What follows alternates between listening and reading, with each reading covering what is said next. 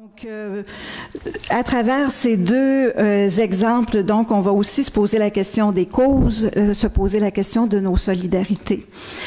On a évidemment été interpellés comme centre Justice et Foi, comme centre chrétien, par le fait d'avoir un peu remis à l'avant-plan cette figure importante d'Oscar Romero par la canonisation en novembre 2018.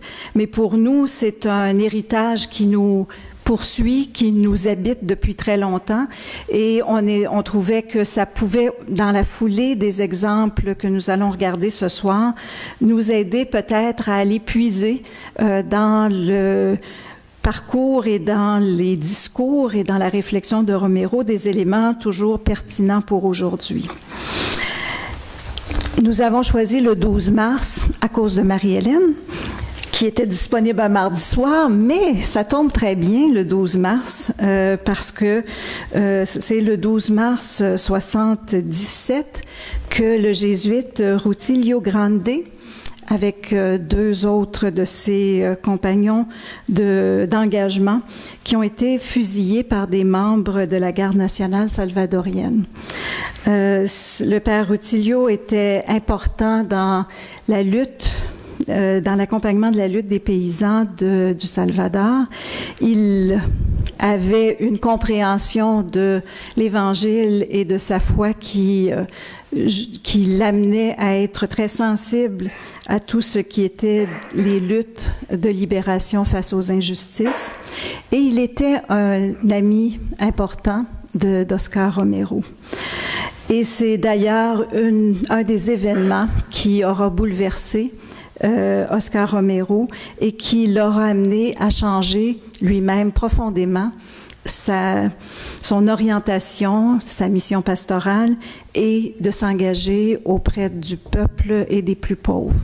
Donc c'est un regard intéressant de penser qu'aujourd'hui, au Salvador, il y a certainement des hommes et des femmes qui se rappellent cette figure qui était Rutilio Grande et les liens avec des visages importants de l'Église salvadorienne.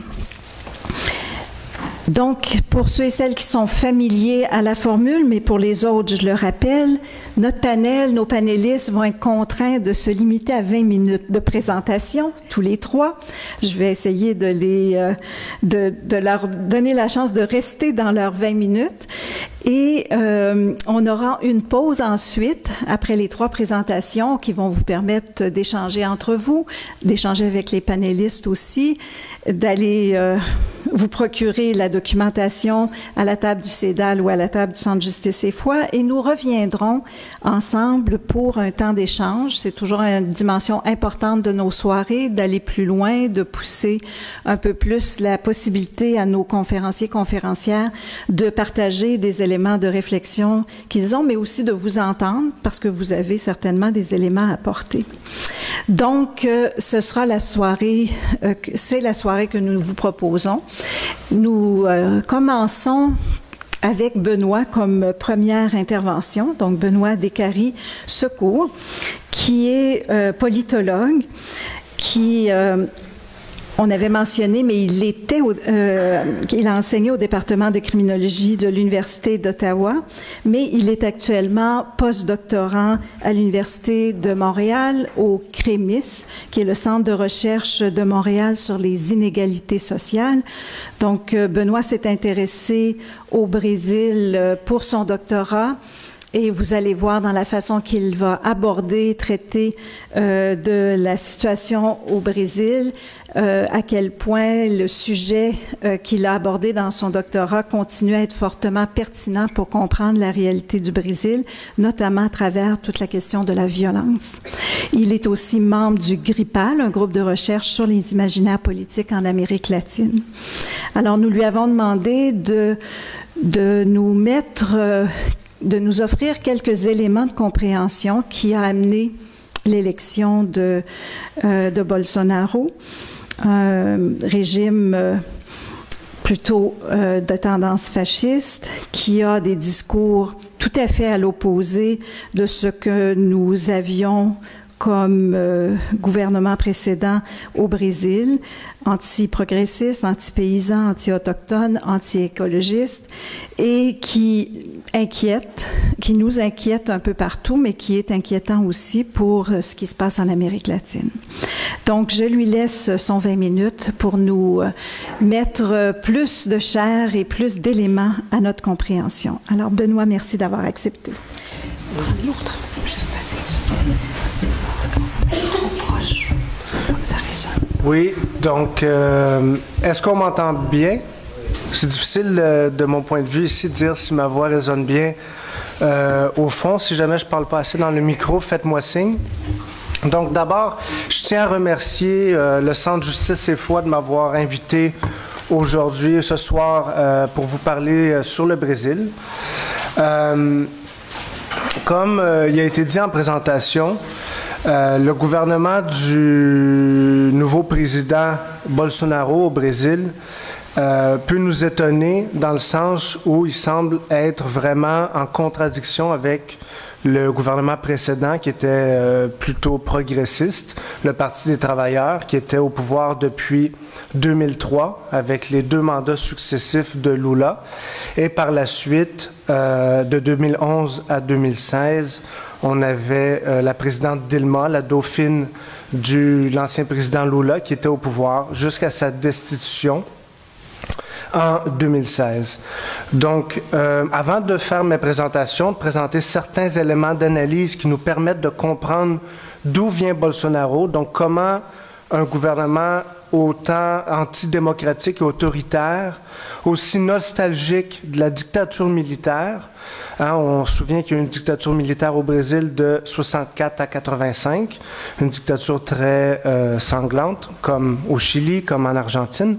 Donc, comment aujourd'hui, après plus de 30 ans de démocratie, on peut revenir à un candidat comme celui-là? Comment la population brésilienne peut l'appuyer? Je vais faire quelques présentations contextuelles, d'éléments contextuels des derniers mois, des dernières années, très rapidement, et puis ensuite je procède à l'analyse. Donc, il y a eu une campagne électorale en octobre dernier qui a donné Bolsonaro gagnant.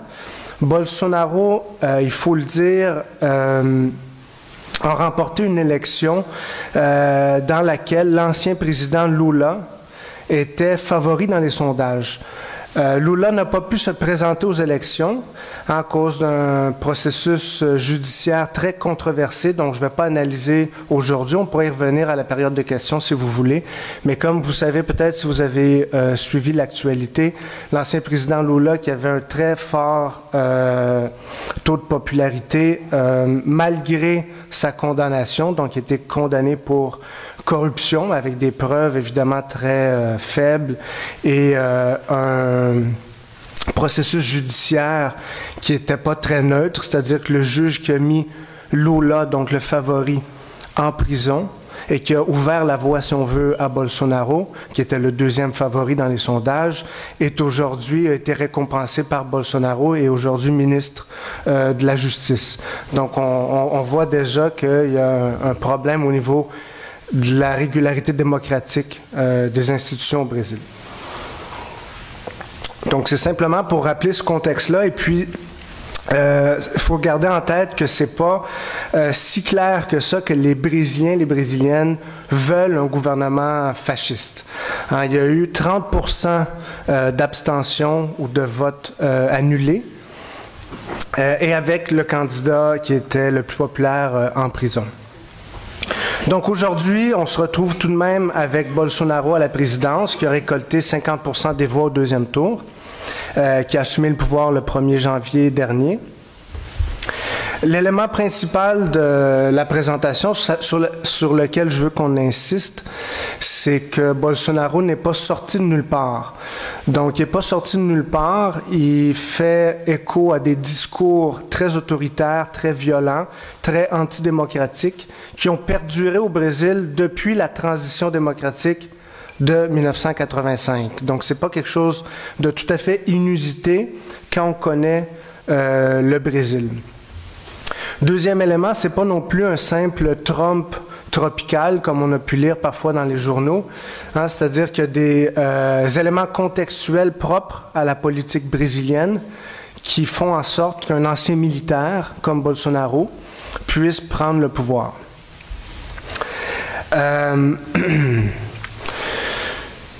L'idée centrale, c'est qu'à partir de 1985, on va assister à la mise en place d'un discours. Quand je parle de discours, là, on peut comprendre ça au sens large d'un système général de représentation sociale qui met constamment de l'avant et qui amplifie la menace apparente de la violence des pauvres. Donc, à partir de 85, on met vraiment de l'avant l'idée d'une menace de la violence qui provient des quartiers pauvres, des favelas, etc. Et cette mise à l'avant-là de la menace des quartiers pauvres et de la violence du pauvre fait en sorte qu'il y a toute une série de violences commises par l'État, par les agents de l'État, des violations des droits humains, par exemple, qui puissent avoir cours à partir de 85 en démocratie et qui sont constamment mises sur le tapis ou oubliées. Donc, je vais aborder 3 éléments. Le premier étant celui de la transition démocratique. Je vais simplement vous partager certains éléments qui nous permettent de voir que la transition démocratique de 85 a fait en sorte qu'on a établi une mémoire au Brésil de l'impunité des violences de l'État. Il y a une loi d'amnistie qui a été votée, on va voir ce que j'entends par là, mais c'est important de le noter. Donc, au moment même de la transition démocratique de 85, on avait un élément très important au niveau des représentations sociales, qui était celui de l'impunité des militaires, des agents de l'État qui ont commis des crimes et des violences.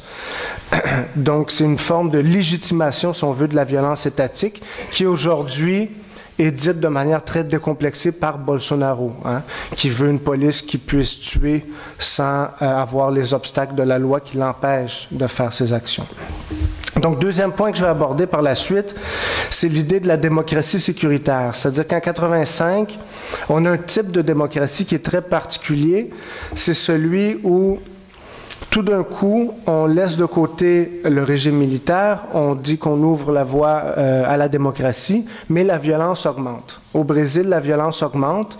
C'est beaucoup la violence du narcotrafic. En fait, c'est celle qui est mise de l'avant dans les médias, un peu partout. Donc, elle est réelle. Donc, il y a une violence en termes du point de vue des homicides.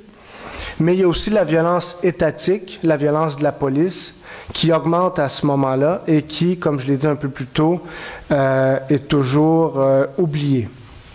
Donc, on va voir comment cette mise en scène-là de la démocratie sécuritaire est parvenue à avoir une police militarisée, donc très violente, et qui est parvenue également à associer les droits humains et la défense des droits humains à être au profit des bandits. C'est-à-dire qu'on dit, on répète dans les médias, chez plusieurs politiciens, dont Bolsonaro, que les droits humains, c'est le droit des bandits et que les défenseurs des droits humains doivent être traités comme des alliés des criminels.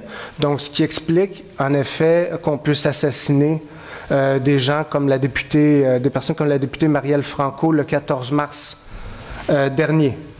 Donc, je vais y revenir. Et le dernier thème, c'est celui de la corruption. C'est difficile de parler de Bolsonaro sans parler du thème de la corruption, puisque c'est le thème qui a permis à Bolsonaro de discréditer totalement le Parti des travailleurs, donc le parti de Lula à cette élection-là.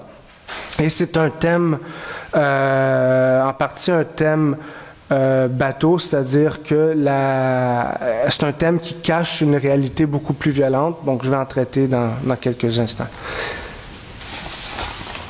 Combien de temps il me reste? 10 minutes. Comment tu parles?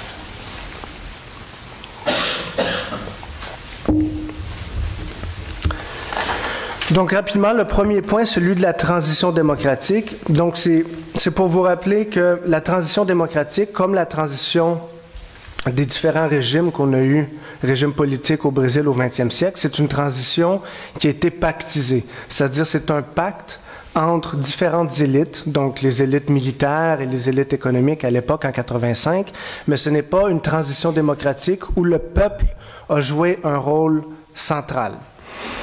Cette transition pactisée-là a fait en sorte qu'on a pu inscrire dans la Constitution de 88 des éléments assez antidémocratiques, comme la loi d'amnistie qui a été votée par les militaires avant de laisser le pouvoir.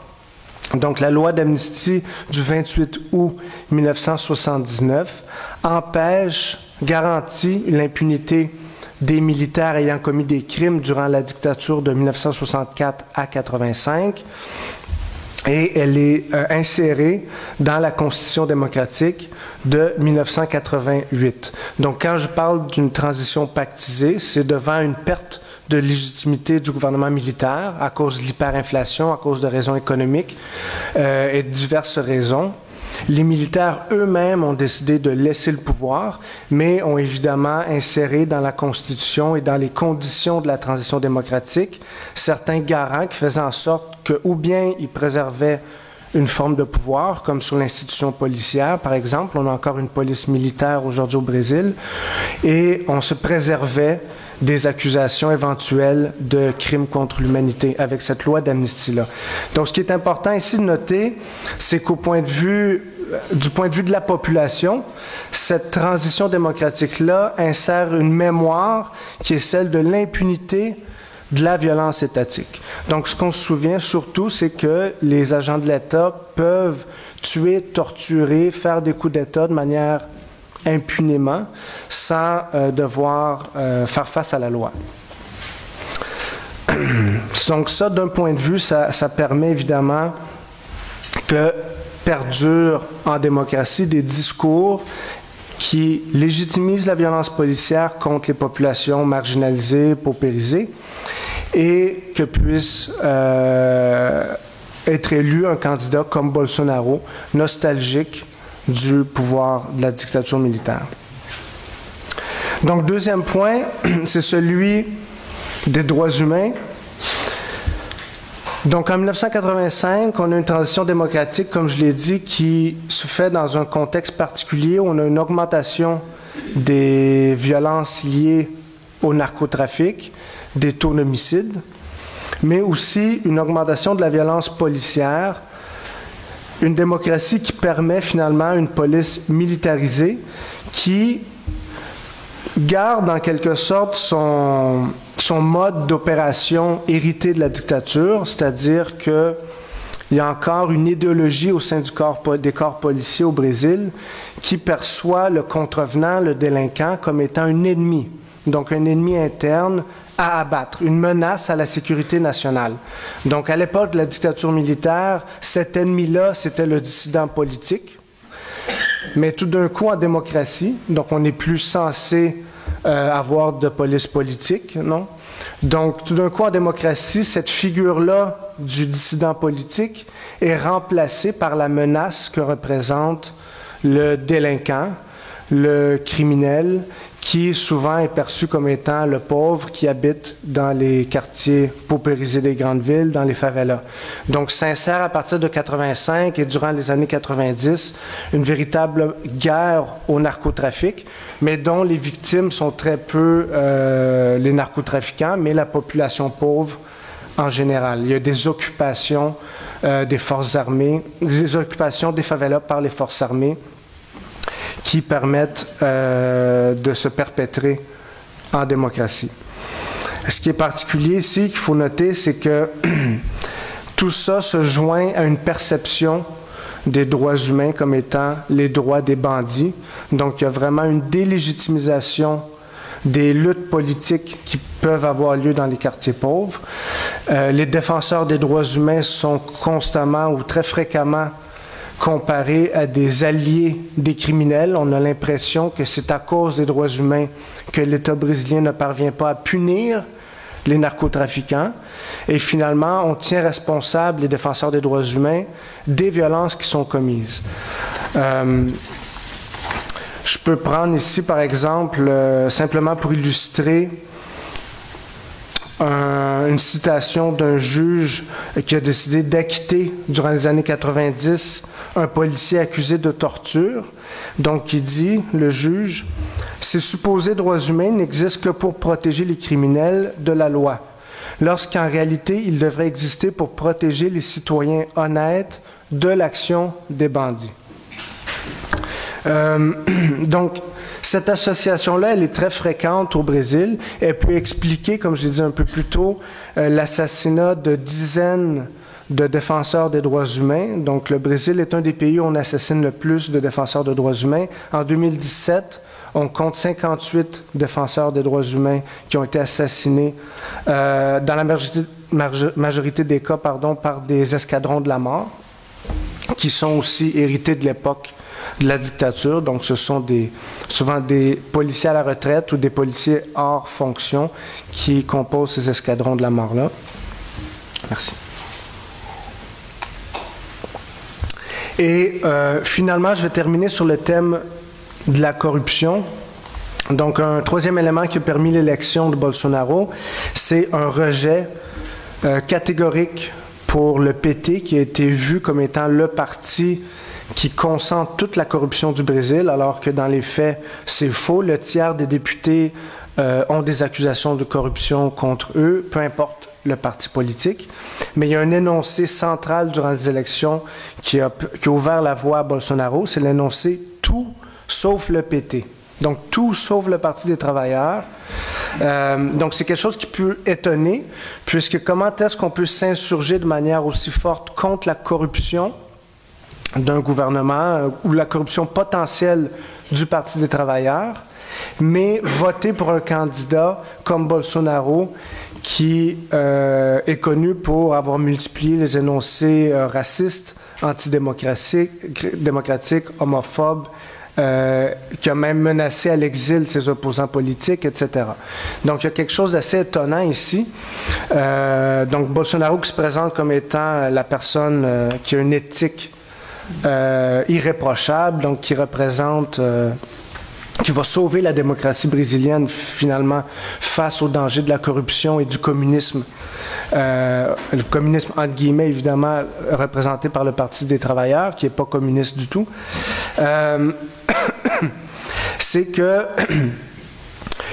au fond, il y a un enracinement du discours anticorruption dans l'idéologie de l'interventionnisme militaire en Amérique latine et au Brésil. Donc, simplement rappeler qu'au 20e siècle, au Brésil, on a eu 2 coups d'État militaires, un en 1930 par Getúlio Vargas et un en 1964 par la junte militaire qui a assumé le pouvoir jusqu'à 1985. Et dans les 2 cas, on a légitimé le coup d'État militaire par une lutte à la corruption.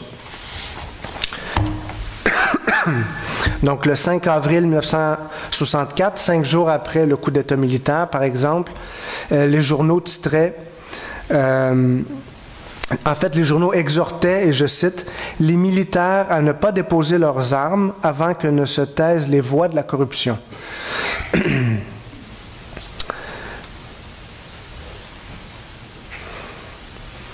Simplement retrouver mon élément de conclusion, parce que je dois être rendu à la conclusion.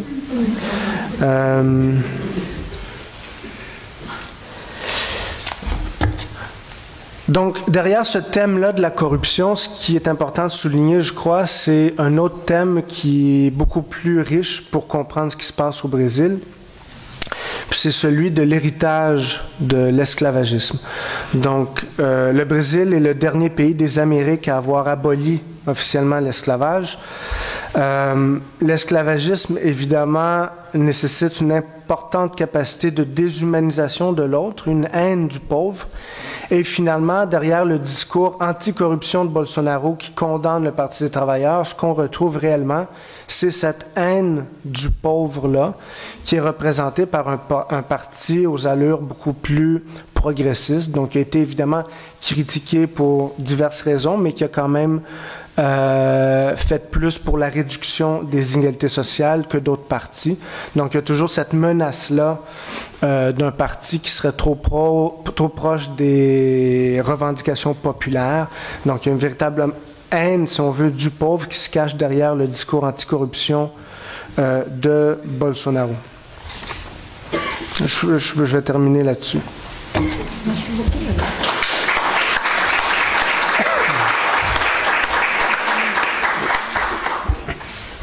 Alors, merci beaucoup, Benoît, de cet éclairage sur des éléments qui peut-être n'apparaissent pas de façon évidente dans les critiques et la couverture médiatique auxquelles on a le plus fréquemment accès. Certainement que l'échange dans la deuxième partie de la soirée va permettre de continuer de mieux comprendre cette réalité, mais merci de la clarté de votre propos.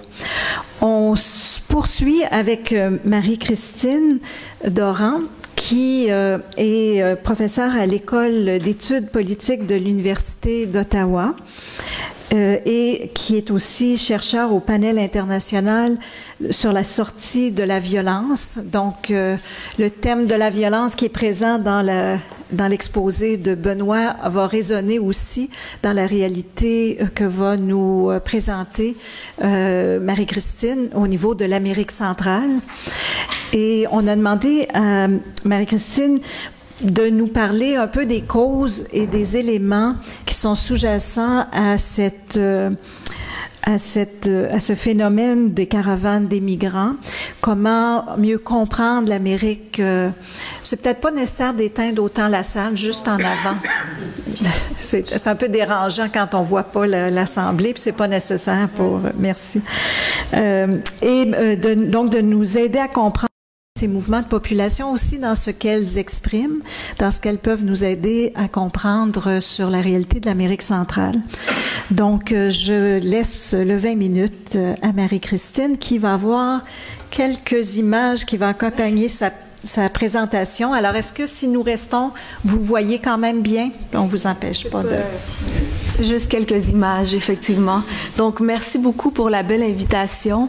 Je dois dire que moi, il y a bien longtemps déjà, en 1989, j'arrivais d'Amérique latine et c'est au Comité chrétien pour les droits humains en Amérique latine que j'ai commencé mon engagement au retour. Et donc, je salue le travail aujourd'hui de Marie-Ève et du comité.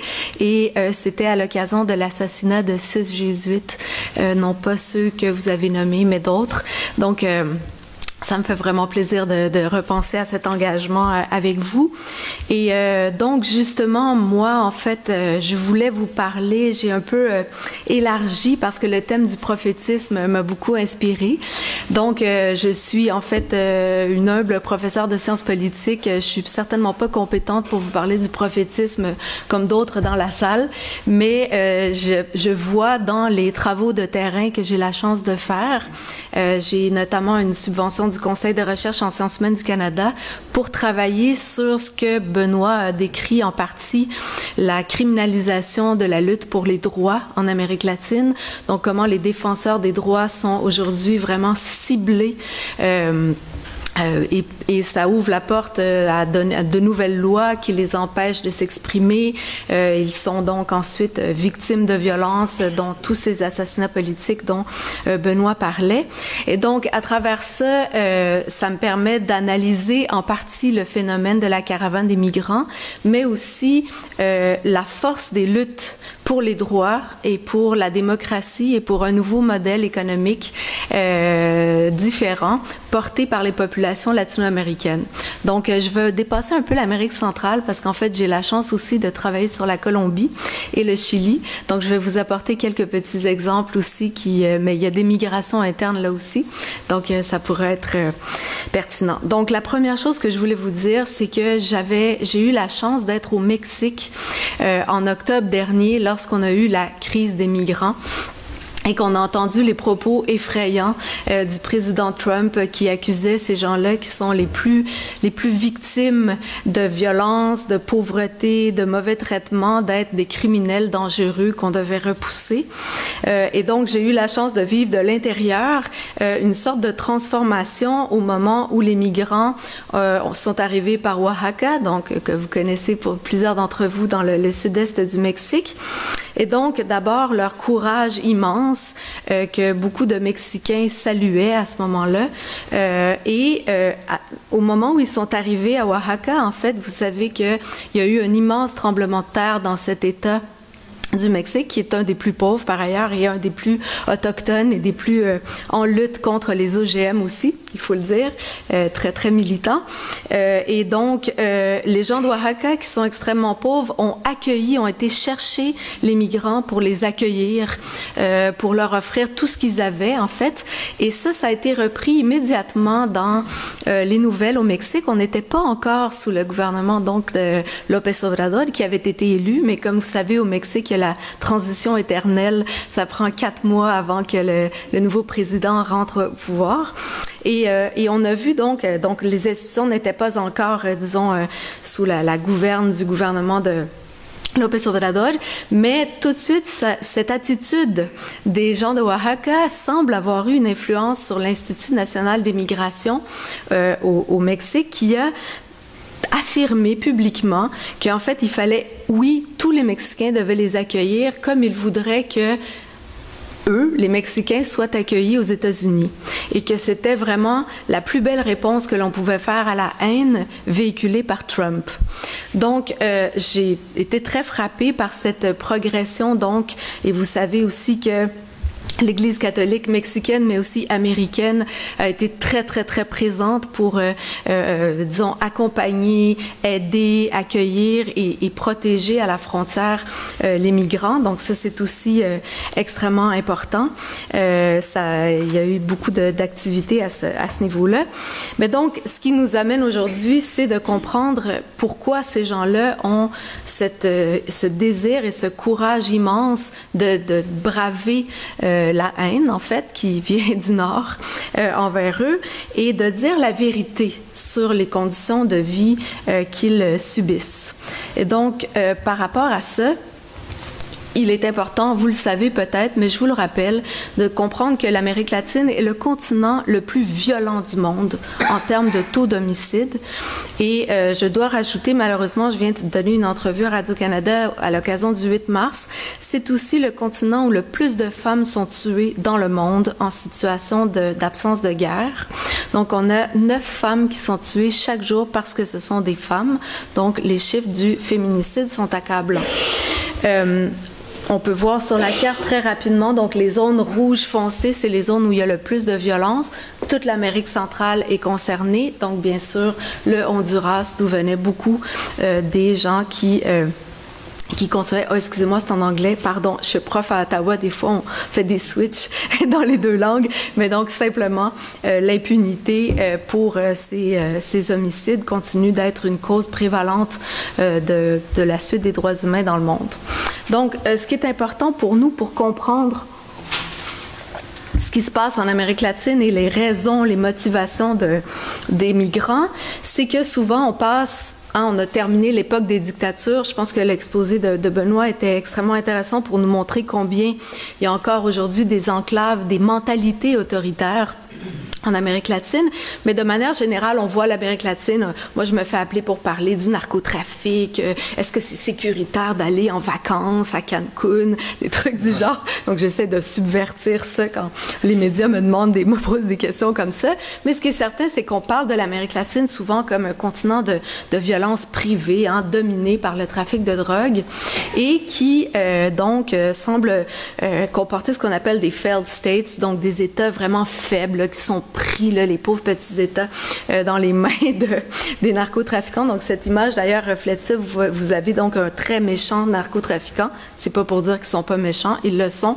Mais derrière lui, 2 policiers qui ont l'air plutôt apeurés devant le narcotrafiquant. Cette image d'AFP, ils tiennent un petit peu mollement leurs armes. Ils n'ont pas l'air trop sûrs de leur affaire.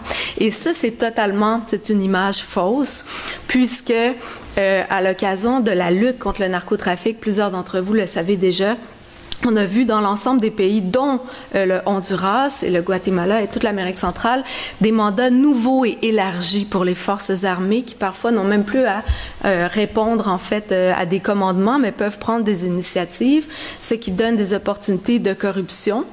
Le renforcement du narcotrafic, ce qui fait que les Nations unies sont intervenues au Guatemala pour faire une commission spéciale contre l'impunité qui avait été concédée à la fin de la dictature au Guatemala, comme au Brésil, et en voyant qu'il y avait des liens clairs entre cette impunité et la poursuite de la violence et le narcotrafic. Donc, c'est pour vous dire.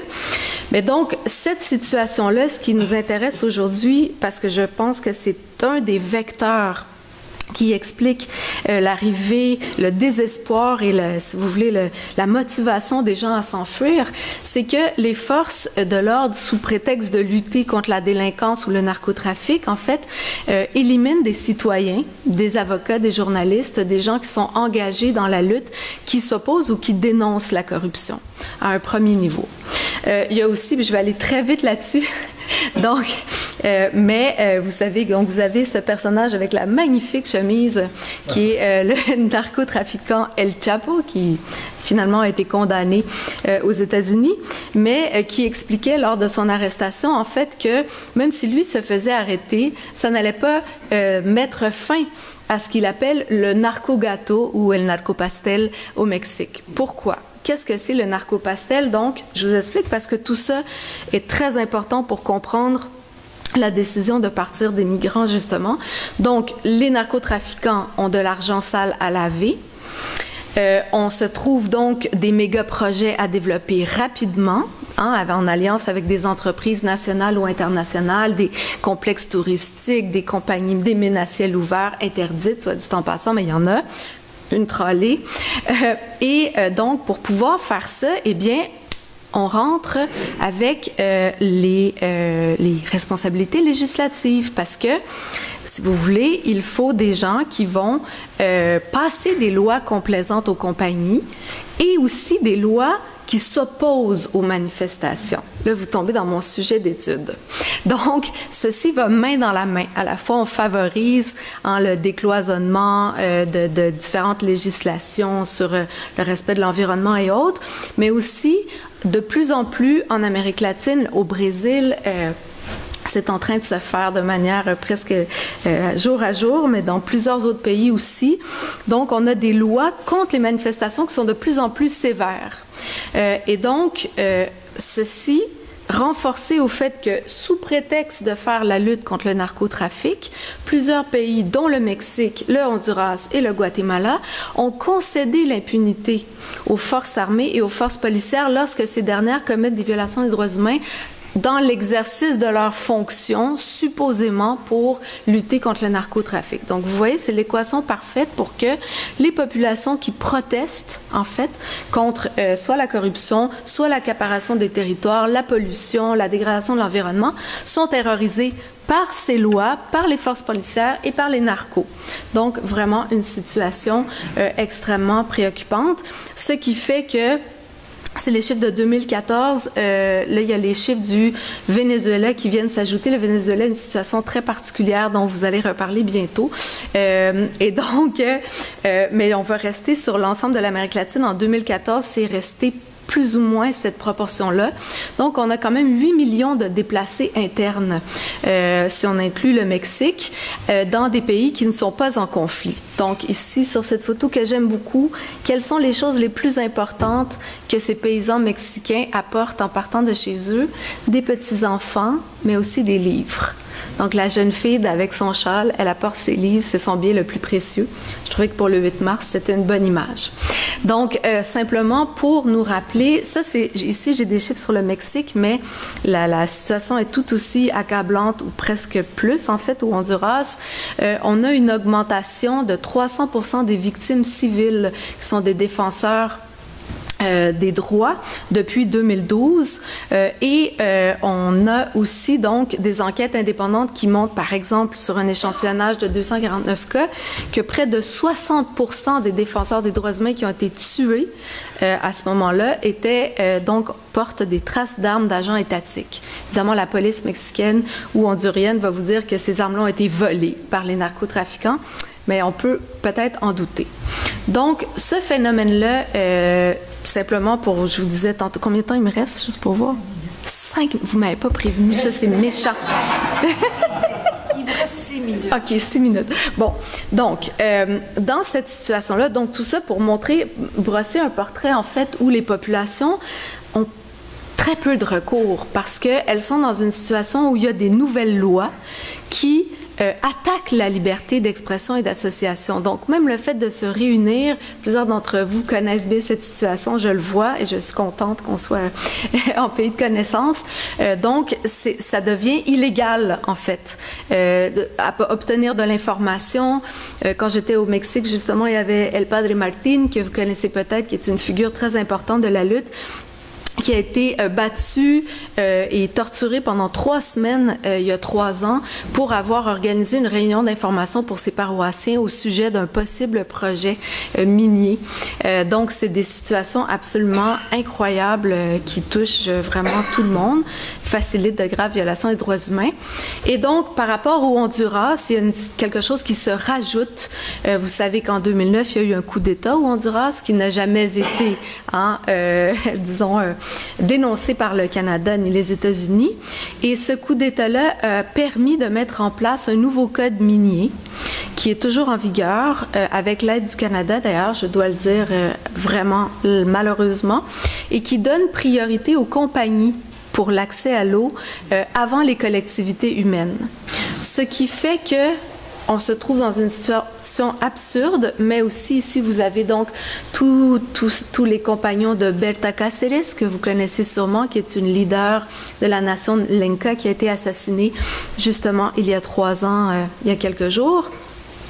Et donc, cette situation-là fait en sorte que les Honduriens, notamment ceux qui viennent, disons, excusez-moi, parce que le chiffre n'est pas en rouge, mais on peut voir que la population paysanne, la population autochtone, est beaucoup plus touchée par le manque d'eau que la population non autochtone. Donc, si vous regardez la ligne du Honduras, vraiment, tous les indicateurs des Nations unies, de la CEPAL, concernant le manque d'accès à l'eau et ses conséquences sont beaucoup plus élevés si vous venez de la population paysanne ou autochtone.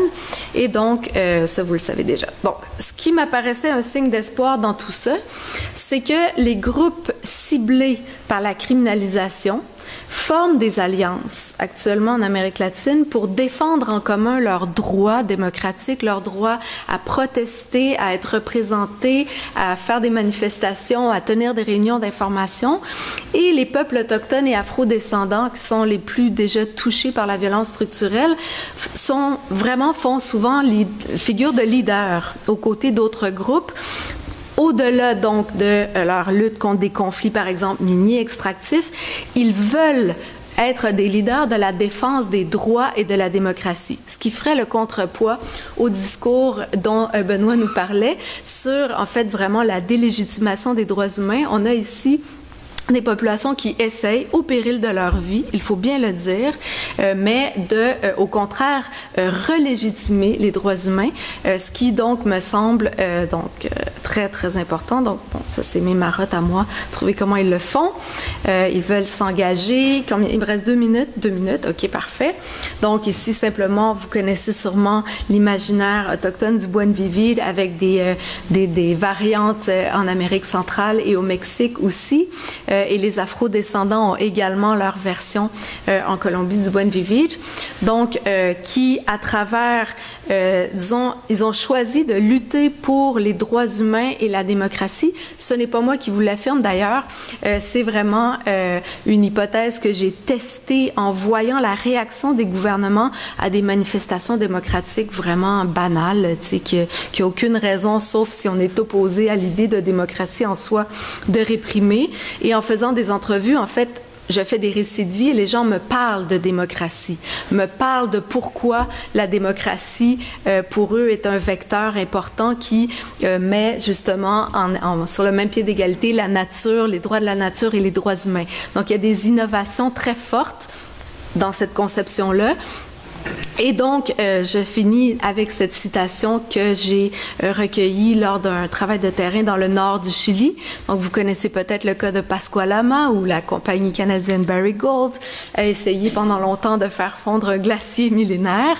C'est toujours avec toutes sortes de magouilles. À chaque jour, on a des messages de WhatsApp des dirigeants de Pascualama qui nous annoncent la nouvelle magouille qui a été trouvée pour contourner le moratoire. Mais donc, les répondants autochtones à Pascualama, qui sont Diaguita Huascualtinos, me disait écoutez, nous, on nous offre des compensations monétaires, on veut nous faire taire, mais c'est pas ça qu'on veut. Parce que nous, en fait, on se bat parce que c'est avec l'eau que nous, les peuples, vivons avec la terre. Plus d'eau signifie plus de vie.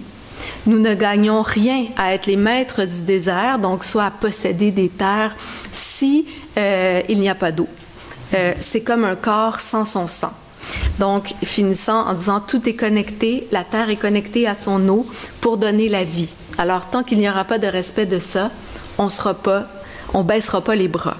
Donc, en d'autres termes, pour terminer, une violence extrêmement préoccupante, mais en même temps qui est causée parce que des gens se lèvent, osent dénoncer, y compris en prenant la route, en s'organisant pour ne pas que les femmes soient agressées. Donc, dans la caravane, c'était une des choses qui faisait qu'ils sont partis massivement pour essayer d'éviter le plus les terribles agressions sexuelles dont les femmes sont victimes sur la route de l'exil. Et donc, finalement, de nous révéler l'ampleur de ces luttes jour après jour, certains plus au quotidien, d'autres plus en commun, qui sont présentes en Amérique latine et qu'on découvre quand on gratte les raisons pour lesquelles ces gens-là veulent partir ou changer des choses. Donc, merci beaucoup.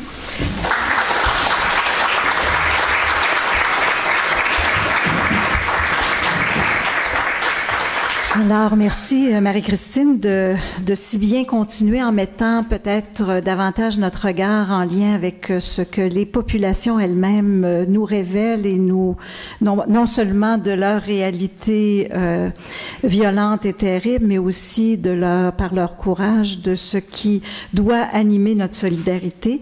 Et c'est probablement dans ces expressions et ces récits, notamment des peuples autochtones, que le prophétisme trouve racine pour aujourd'hui.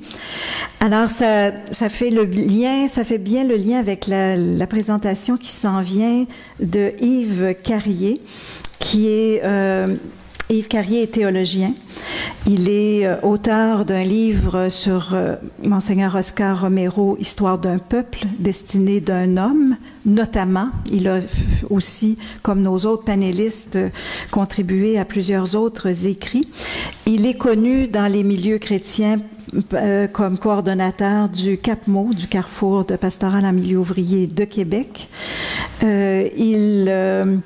lui a demandé une tâche difficile, comme à nos deux autres panélistes, mais de puiser dans cet héritage important d'Oscar Romero certains éléments, parce que sinon on vous entretiendrait pour toute la nuit, certains éléments de cet apport prophétique qui peuvent nous permettent de repenser autrement pour aujourd'hui la contribution aux luttes en Amérique latine, mais aussi à la compréhension de ces situations-là.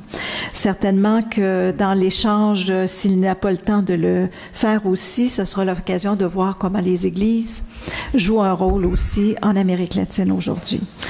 Alors, avant de laisser la parole à Yves, je souligne juste, peut-être si ce n'est pas en train de circuler, peut-être que mes collègues fassent circuler.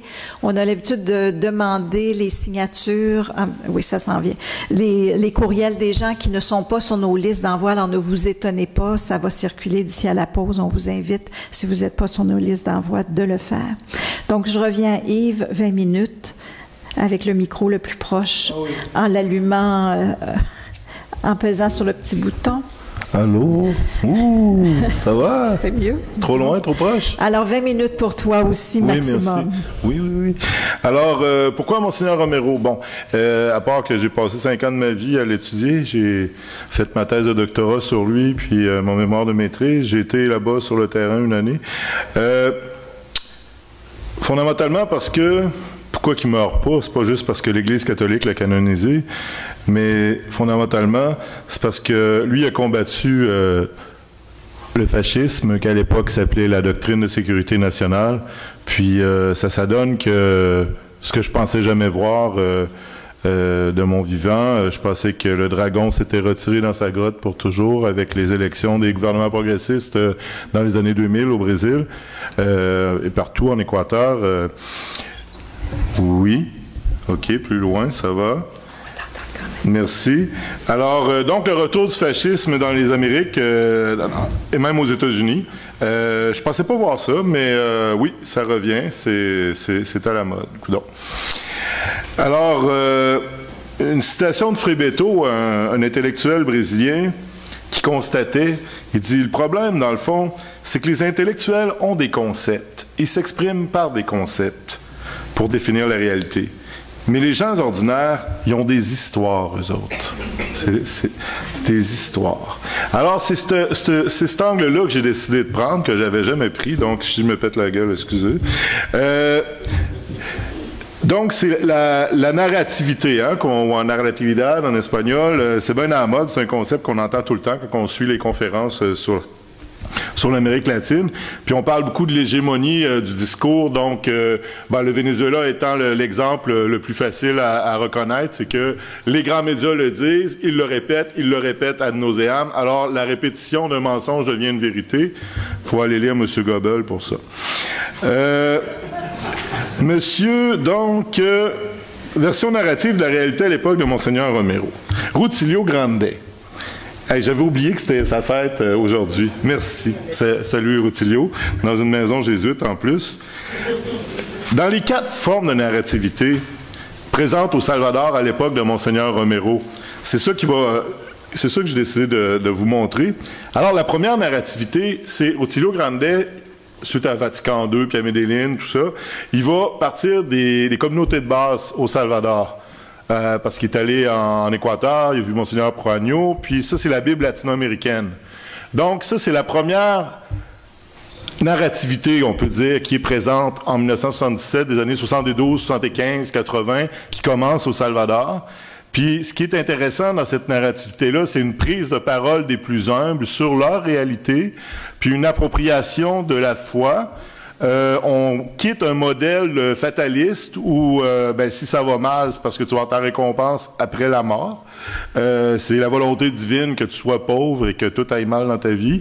Puis c'est comme ça, puis on peut pas rien faire. Alors, puis aussi, donc, les gens étaient beaucoup analphabètes aussi.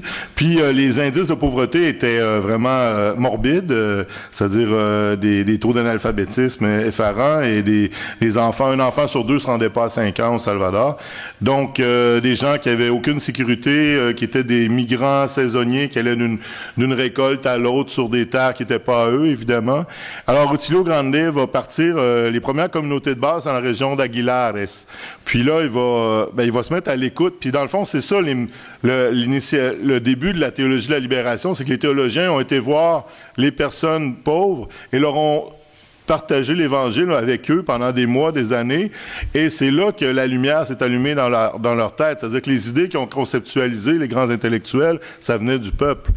Et, entre autres, c'est qu'en lisant la Bible, ils ont découvert une nouvelle interprétation de l'histoire, une interprétation d'un Dieu libérateur qui voulait une prospérité, qui voulait un mieux-être, qui voulait l'éducation, la santé, le partage, la solidarité, la fraternité, qui voulait pas la violence, ni l'oppression, ni la misère noire, et un Dieu qui était aussi anti-idolâtrique, hein, donc qui s'opposait à l'absolutisation du pouvoir ou de l'argent, parce que dans ces pays-là, même si ce sont des pays pauvres, au Salvador, on disait qu'il y a 14 départements, donc 14 familles contrôlaient l'essentiel de l'économie du pays.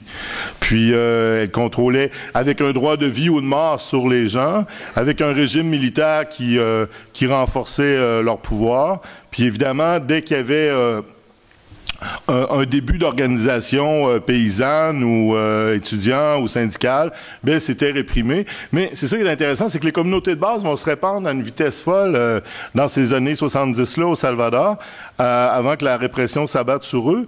Puis ça va ça va déboucher, c'est-à-dire il y a des gens qui vont, à partir des communautés de base, d'apprendre à lire, ils apprenaient à lire carrément, ils étaient analphabètes, puis à partir de ça, ils sont devenus des leaders syndicaux, des leaders populaires, des leaders de coopératives agricoles, de mouvements paysans. Donc, il y a une nouvelle histoire qui se met en marche à partir de ce processus-là. On peut dire que d'une lecture et collective, à partir de la réalité d'oppression, naît un projet libérateur et des projets libérateurs. Ça, c'est la première narrativité. La deuxième narrativité, que je me retrouve dans mes petits papiers, processus de libération, on l'a dit. Ça, je l'ai dit. Organisation de masse, éveil des consciences populaires. La foi devient un outil d'unité et de résistance. Puis aussi, le Christ il est un peu descendu de son ciel, puis il devient le compagnon de route. Hein, on a une image du Christ qui est humaine, qui est humanisée, donc qui est incarné dans la réalité. Ça fait que tu vois le Christ dans tes amis, dans tes frères, dans tes sœurs de lutte. Tu rencontres, parce qu'ils partagent une même foi, une même espérance. La deuxième narrativité qui va être dirigée contre le peuple qui s'organise, qui se prend en main, qui s'éveille, qui sort de sa torpeur, de ce fatalisme, c'est la répression sanglante des escadrons de la mort. C'est un message qui n'est pas dit dans les médias. C'est un message qui est adressé aux pauvres, à ceux qui s'organisent. Donc, ce sont des meurtres, des tortures, des enlèvements, des assassinats. On peut dire une mise en scène macabre. Les gens au Salvador, ils nous racontaient des histoires à faire dresser les poils sur le bras, des choses indisables, mais en tout cas, ils s'amusaient beaucoup avec le corps humain. Hein? La tête, un coin, le corps, un autre coin, les jambes ailleurs. Puis ce qui est bizarre, c'est que les narcos, dans la guerre au Mexique, au cours des 20 dernières années, ont reproduit ces modèles-là, qui ont été inventés au Salvador et au Guatemala, entre autres. Ce qui est encore plus troublant, c'est que ces modèles, cette narrativité-là de l'horreur pour qu'un peuple se taise et s'écrase, ça n'a pas fonctionné avec les Salvadoriens, ils sont bien trop tenaces. Mais, comment je te dirais, tout ce sang-là était coordonné à Washington par le département d'État américain, et il y avait une vedette montante à l'époque qui s'appelle Elliot Abraham, qui était derrière les escadrons de la mort au Guatemala, au Salvador et la Contras au Nicaragua. On peut sans doute, sans trop exagérer, que c'est sans doute un qui a donné l'acquiescement pour l'assassinat des 6 jésuites, sans problème. Il a même défendu devant le Sénat américain que le massacre d'El Mozote, où il y a eu près de 1000 morts, hommes, femmes, enfants, bébés, que ça avait été bon pour la démocratie au Salvador et en Amérique. Et je vais vous faire le lien, parce qu'Elliot Abraham, il a réveillé tous les gauchistes et les défenseurs des droits humains des États-Unis, parce que Donald Trump l'a nommé comme responsable du rétablissement de la démocratie au Venezuela. Et le poste qu'il occupait à l'époque, dans les années 80, dans sa jeune quarantaine, c'était responsable des droits humains en Amérique centrale, pour le département des États-Unis. Ce qui fait que... Je vais poursuivre, mais en tout cas, c'est ça. Donc, il y a quelque chose de mortel, de ténébreux, de sanglant, et c'est pas rien, là. Au Guatemala, on a rasé 652 villages Maya, avec autour de 200 000 morts. Rios Montes qui a fait ça. Encore là, Elliot Abraham fournissait les armes, la bénédiction et la formation à l'École des Amériques. Les escadrons de la mort allaient s'entraîner à l'École des Amériques.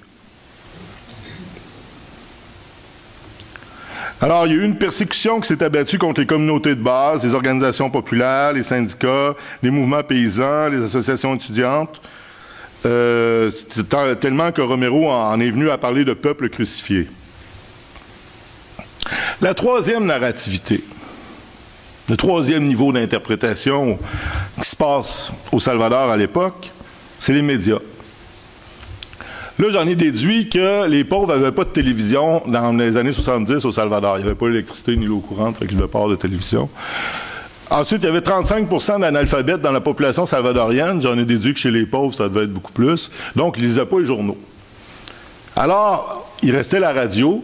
Puis la radio, c'était beaucoup la radio de l'archidiocèse, où Monseigneur Romero s'adressait au peuple pour dénoncer les outrages aux droits humains, puis pour relever le moral de son peuple en leur disant de s'organiser, de ne pas lâcher, sans jamais prôner la violence ou la lutte armée. En tout cas, dans les premières années, dans les premiers mois. Mais ces médias-là, à qui ils s'adressaient donc? Ces médias de désinformation qui, par peur de se faire exploser parce qu'il y avait des journalistes qui étaient assassinés s'ils disaient la vérité, je parle la vérité au sens que à chaque fois qu'il y avait une altercation, ou même pas, on capturait 4 dangereux syndicalistes qui s'en allaient dans leur voiture. Alors le lendemain, dans la presse, premier titre, on a démantelé un groupe de terroristes qui s'en allaient armés jusqu'aux dents attaquer le poste de police, figurez-vous donc. Ou la base militaire, encore plus drôle, tu sais, 4 qui attaquent une base militaire. C'était toujours reviré dans l'autre sens, même des photos à l'appui. Après que les gens soient morts, on leur remettait un pistolet dans les mains. Donc, c'était toujours... Mais ça, c'était adressé aux bonnes gens, à ceux qui avaient moyen d'avoir la télévision et l'électricité, donc à la classe supérieure, et aussi aux médias internationaux, parce que les médias internationaux, Dieu les bénisse, nous répétaient ces calembours-là. Hein? Ils nous ont dit que Monseigneur Romero avait été assassiné par l'extrême gauche. Ils nous ont dit que les jésuites à l'Auca avaient été assassinés par le FMLN. Tu sais, des affaires complètement irrationnelles. Puis ils nous répétaient ça. Puis sûrement les ondes bénites de Radio-Canada nous ont répété ça. Puis on l'a cru parce que c'était Made in Radio-Canada. Alors ça, c'est le 3e niveau de notre narrativité. C'est celui-là qui m'obsède le plus, dans le fond, puis qui me dérange, puis qui me met le plus mal à l'aise dans la situation actuelle avec le Venezuela. Quand on sait qu'Eliott Abraham est responsable de remettre la démocratie au Venezuela, on peut s'inquiéter énormément. Ça se compte en millions de morts.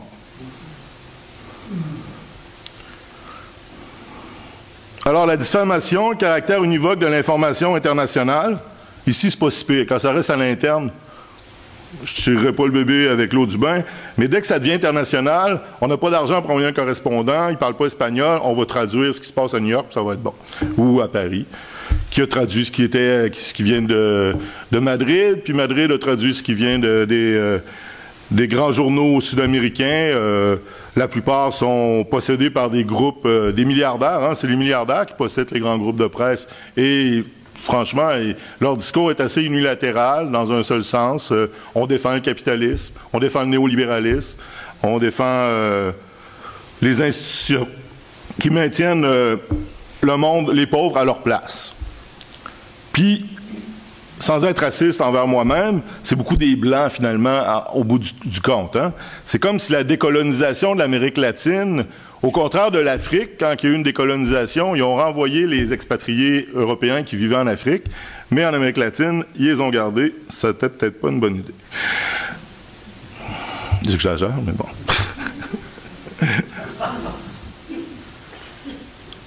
Cinq minutes. Alors, bon, ça je l'ai dit, Venezuela, clé de lecture... Donc, comme Noam Chomsky dit, il s'agit de fabriquer un consensus. Puis après ça, c'est très difficile d'aller contre ce consensus-là qui nous est fabriqué. Hein. Comme là, à Québec, il va y avoir 3 dimanches de suite à l'Église Notre-Dame-de-Foi une collecte de médicaments pour le Venezuela. Donc, il n'y a aucun avion qui va au Venezuela à partir du Canada. Je ne sais pas comment ils vont l'envoyer.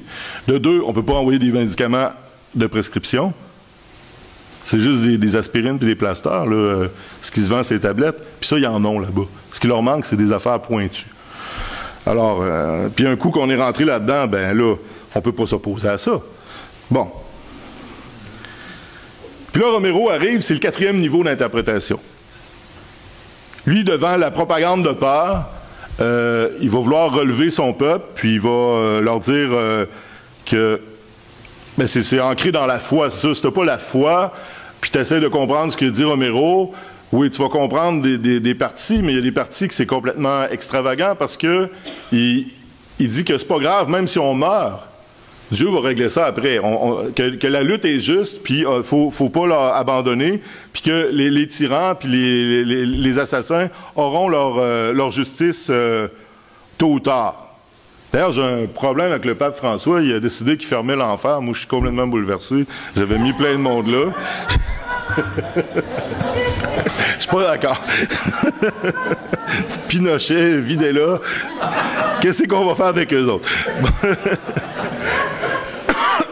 En passant, pour revenir à ma Bible latino-américaine, les gens se faisaient tuer pour avoir ça dans leur sacoche. Il y avait des gendarmes de la Garde nationale qui les fouillaient sur les coins des rues. Les livres de chant aussi. Alors les gens ont littéralement semé la Bible, ils l'ont enterrée dans leur jardin.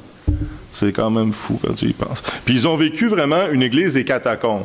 Parce que c'était interdit, parce que si tu étais dans une communauté de base, ça voulait dire que tu étais organisé, que tu étais conscientisé. Donc tu devenais un ennemi de l'État. Tu étais un communiste, quoi. Puis aussi, il y avait tout un environnement de délation. Hein? Si ton voisin il coupait pas assez son gazon, tu avais juste appelé la police, dire qu'il était communiste, puis il n'y en avait plus de voisins, tu ne le revoyais pas. Il y avait plein d'atrocités, mais aussi le fait que c'était pas juste qu'on assassinait les gens, c'est qu'on en faisait un spectacle. Hein? On les laissait sur le bord du chemin pour que les gens les voient. Mais on disait pas ça à la télévision, par exemple. Mais les gens les voyaient. Fait que ça, il y avait comme un message. Le meurtre, la torture, la décapitation était un message, littéralement. Une terreur, une guerre psychologique qu'on adressait aux gens. Puis on m'a même raconté quelqu'un qui avait été assassiné parce que lui s'était dédié, puis c'est très touchant. La mission qu'il s'était donnée, cet homme-là, c'était d'enterrer les cadavres qu'on trouvait le matin sur le bord des rues. Puis ils l'ont averti de ne pas faire ça. Il a continué. Puis c'est dans la Bible, je pense qu'il y a une histoire qui est similaire à ça. Puis il a été assassiné parce qu'il enterrait les cadavres. Il me reste-tu du temps?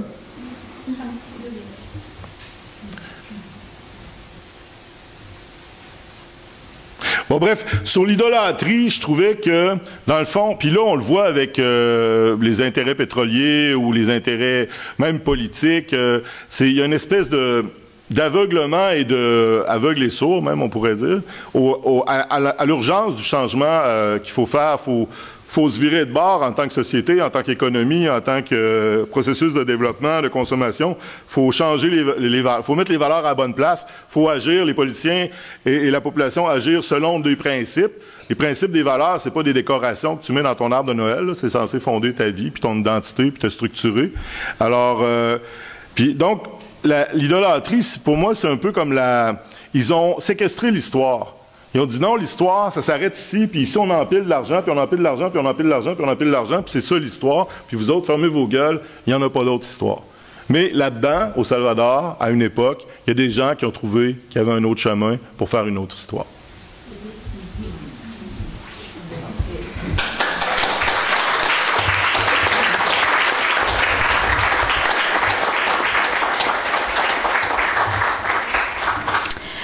Alors, les étapes de narration, au fur et à mesure que Yves les mentionnait, je pense qu'on avait en tête des applications, sans que tu aies nommé à chaque fois la réalité d'Amérique latine actuellement.